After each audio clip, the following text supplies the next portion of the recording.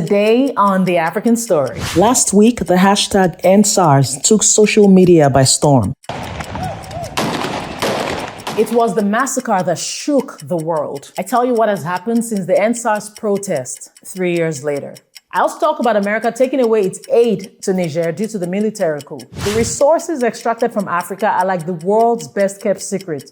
But then your aid gets more PR than a celebrity scandal. Is there hypocrisy from the West that needs to be checked? I share my two kobo. I am is giving you what you need, Gloria Ayo, and this is The African Story.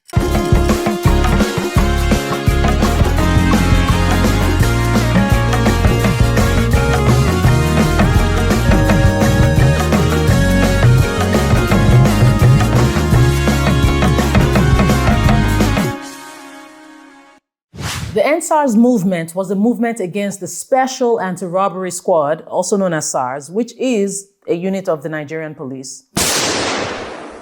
SARS has notoriously had a long history of mistreatment and abuses against Nigerian citizens. On October 20, 2020, the protest ended in tragedy at the Lekki toll gate. The Nigerian army fired upon unarmed and vulnerable protesters, and this led to injuries and fatalities. There was no provocation, no legitimate justification for that shooting. The victims were only peacefully waving the Nigerian flag and singing the Nigerian national anthem. So there was a massacre, but the Nigerian government insists that nobody died, despite mounting evidence. Now, prior to what happened on October 20, 2020, the Nigerian government had officially declared the dissolution of SARS on October 11 of 2020. In spite of the so-called dissolution, citizens insist that SARS officials continue to operate covertly. They even engage in activities such as street patrolling, extortion, and arbitrary arrests and abuses against citizens. Then something drastic happened recently. A letter was leaked showing a request for the sum of over 61 million naira, which at the time was well over $80,000, to bury 103 bodies of the victims of the 2020 End SARS movement. You know why this was confusing? The government had insisted, remember, that nobody died. Then they cleared the air, of course, because this led to an uproar, stating that the bodies recovered were not from the toll gate and that those who were meant to come claim the bodies had not done so. And this has been the trend of gaslighting of the Nigerian people. You know, you get told that what you saw never happened and that what you know to be true is a lie. But we will never forget those who sacrificed their lives for freedom. We remember.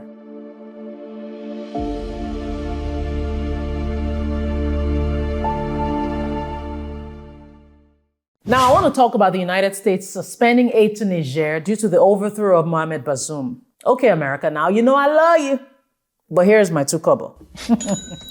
Don't get it twisted. I am firmly against military rule, and I will remain so. But let's discuss this perception of America as the saint of democracy. You've also backed coups. Have you forgotten the 1953 Iranian coup d'etat, which was reportedly orchestrated by the CIA? Then there was the 1961 Bay of Pigs invasion, where the goal was ultimately to overthrow Castro and establish a US-friendly government. Let's still stay in the 60s. You supported the overthrow of Sukarno in Indonesia. This overthrow set a blueprint for the organized mass killing of civilians, all in the name of anti-communism. I have other examples, and we can say that the examples I have cited so far are all in the past. But these were decisions made to protect America's interests. And that's what it's been about, America's interests. Senator Blinken even recently confirmed this during the Niger crisis. Our economic and security partnership with Niger, which is significant, hundreds of millions of dollars, depends on the continuation of the democratic government. But the question is, how about Africa's interests? When civilian coups happen, for instance, the West does not condemn them. But when people react, the West suddenly has a voice. So America waving the flag of peace and democracy, it's cute and all, but it would only be better accepted if America is completely fair. These partnerships that you speak of have not been symbiotic. Niger has not really benefited under this arrangement. Let's just say the give and take skills seem to be a tad lopsided. Your involvement may have furthered France's neocolonial influence. I get it, you want to protect democracy. I'm with you. But you must ensure that citizens don't suffer due to your collaboration. You cannot knowingly or unknowingly be complicit in the suppression of people. The aid that you give to Africa, that you keep threatening to take away, pales in comparison to the profits that you reap from Africa. And you know this. Your depiction of Africa as a charitable cause comes across as an exploitative approach that has stripped the dignity of Africans across the globe. Seriously, America, we need a new sales pitch.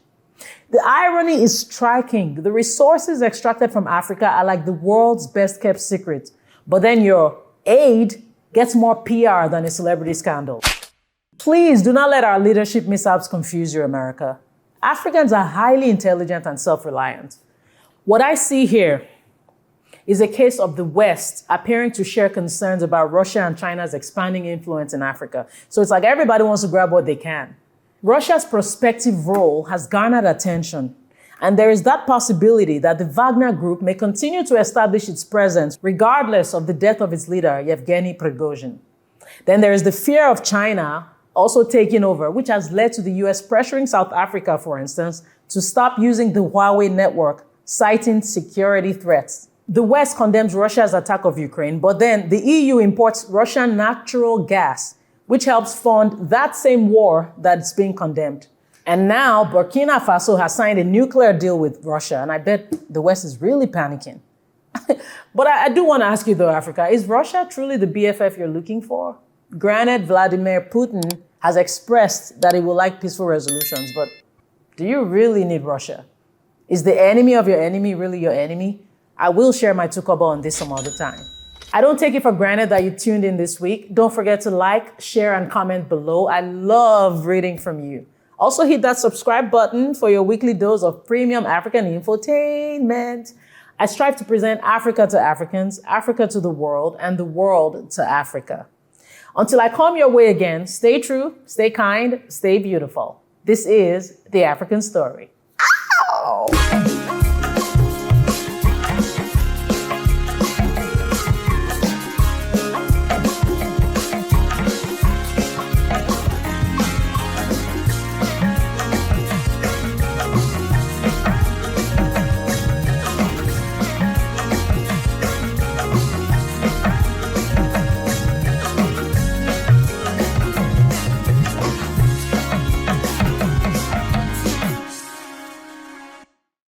Hola, do you want more contents like this? Then I need your help. You see that subscribe button? Yeah, it's right there, right under this video.